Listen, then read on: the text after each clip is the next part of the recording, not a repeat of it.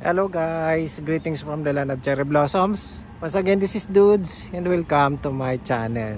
Okay guys, ang vlog po natin sa araw na ito, nandito po tayo sa Meiji Mura sa may Inuyama Shiaichi. So gusto ko lang pasalamatan ng aking mga subscribers na umabot na po ng more than 2,000 at this very moment. So maraming salamat po sa inyong lahat. Sana ay dumami pa kayo. So ayan, samahan niyo po ako. Let's go!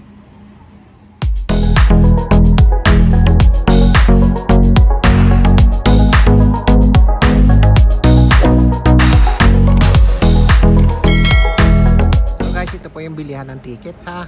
So dito kami bibili ng ticket. Di ko pa alam kung magkano no. So ayan, pipila lang kami bibili ng ticket. So ayan, may bus.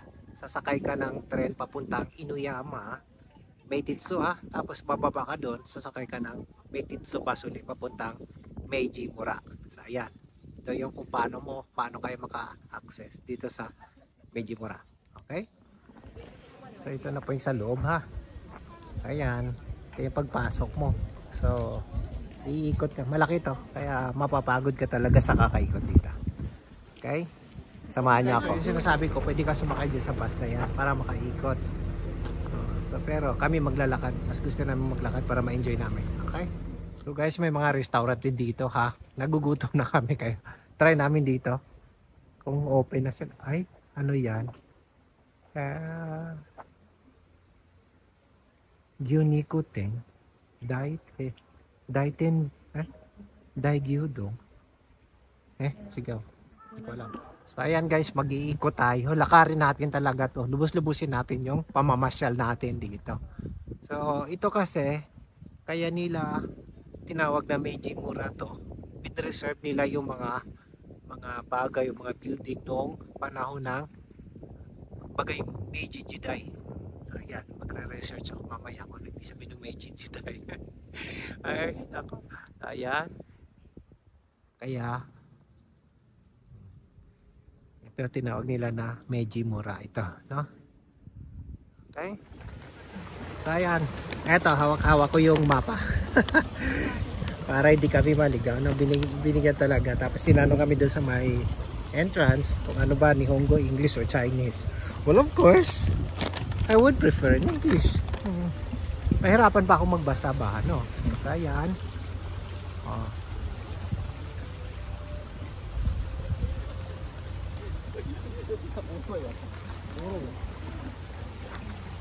May karamihan dito sa Japan, no? Parang forest ang peg ng mga park nila. So, ayan. Hindi talaga pwedeng walang mga puno. So, ayan. Sige, samahan niyo ako. Ikutin natin to. Ay, nako. Mga galaero, mga lakotsero. Ayan. So, ayan guys. Parang ano. Mizutamari, yung maliit na ano. Yung, ito. Koi no esa. Mga ano siya, yung karpa. Uy, guys, ang lalaki. Tingnan nyo, oh. Ang laki ng mga koi. Ayan koi fish. Wow, ang lalaki oh. Pwede pa bang i-ano to, i-zoom? Ayan, tingnan nyo. Ang laki Ayun pa oh, may mga puti dun sa dulo oh. Wow. Ayan oh, kumakain siya. May nakalagay koi no esa. Ibig sabihin nyo pagkain nila. Kaso lang, you have to pay for 100 yen. Isang piraso lang. Oh. Wag na. Babayaran mo yung food.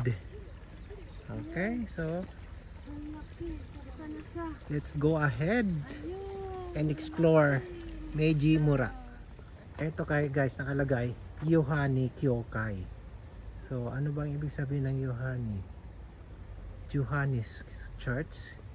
I don't know. Yohani, Joseph. Yohani, basta Yohani. Yohani nakalagay. Let's go. Pagkakalam ko kasi sa Kyokai talaga, church talaga siya. So, expected natin. Let's expect na may simbahan dito. Ayan. So, ito, maakyat ng lolo nyo. Ayan. So, guys, ayan. Church nga. Kyokai. Church nga, no? So, ito yung simbahan. Okay?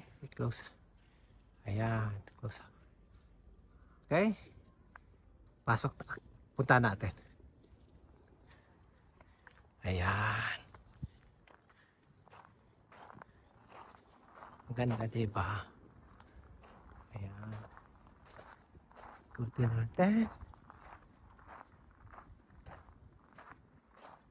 Pasok tayo. So, anong meron? May nakalagay dito.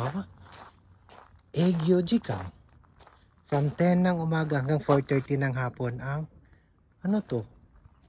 What Egyo?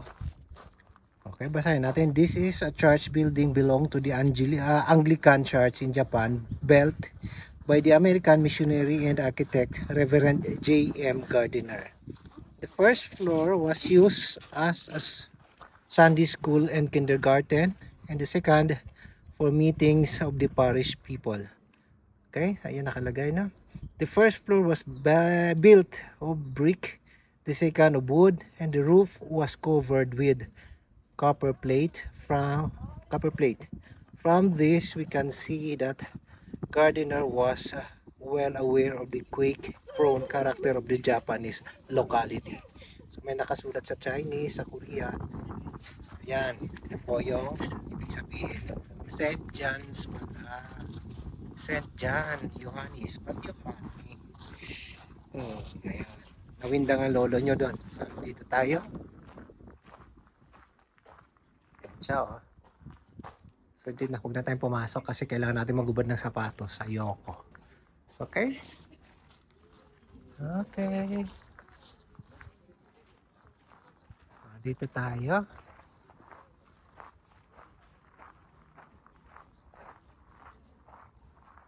Okay.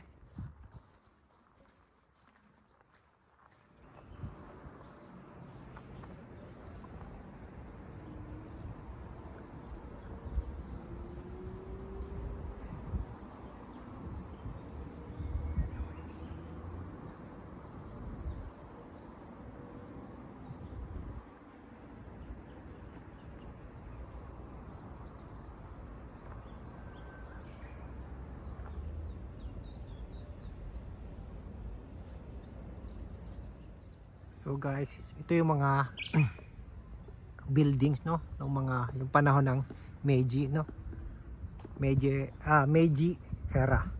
So ayan, ginawa talaga nila to para somehow ma-preserve yung mga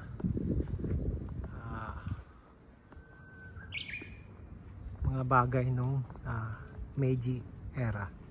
So ayan, ang ganda niya. Para panahon din ng mga Kastila, no.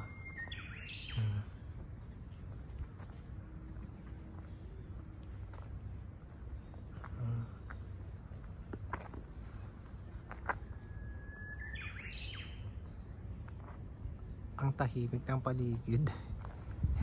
Kunin ng ibon yung maririnig mo. Tahan natin.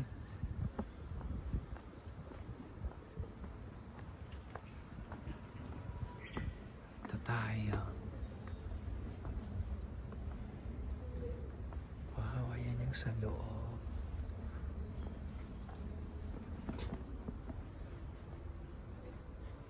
Saan ang Iriguchi? Ito pala siya. Parang ano ng mga Kastila, no? Saan ka papasok?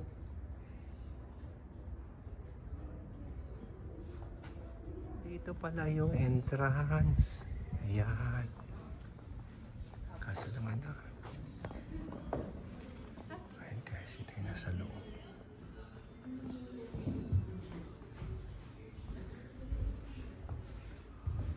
Nakuha na natin kanina, no? Sa labas.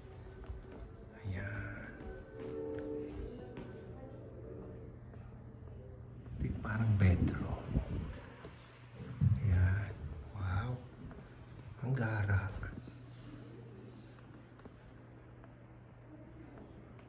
So ito, tamang-tama, nakakita kami ng restaurant dito. Kaso lang medyo may kamahalan. Presyo ganay. Nagugutom na lolo nyo. Hindi pwede magpalipas ng gutom. Okay? Ganda guys ng view. Ganda pati ng panahon.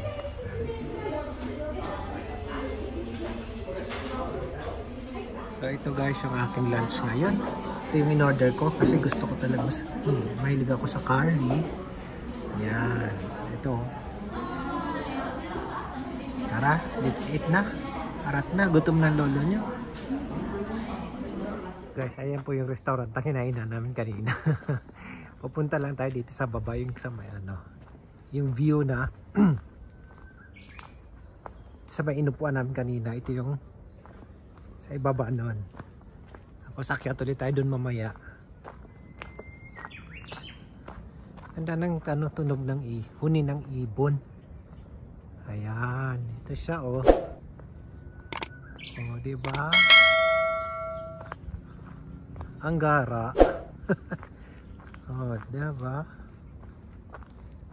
Mamakuha na natin ng ano yung lake. Ayan. Ganda ng dahon oh. Kuha na natin ng ano. So guys, ito po yung part 1 ng Meiji Mura Escapade natin. Kung nagustuhan po ninyo ang video natin sa araw na to, huwag po sana natin kalimutang mag-like, mag-comment at higit sa lahat mag-subscribe at huwag kalimutang pindutin ang notification bell para maging updated kayo sa sunod ko pang vlogs. Maraming salamat po.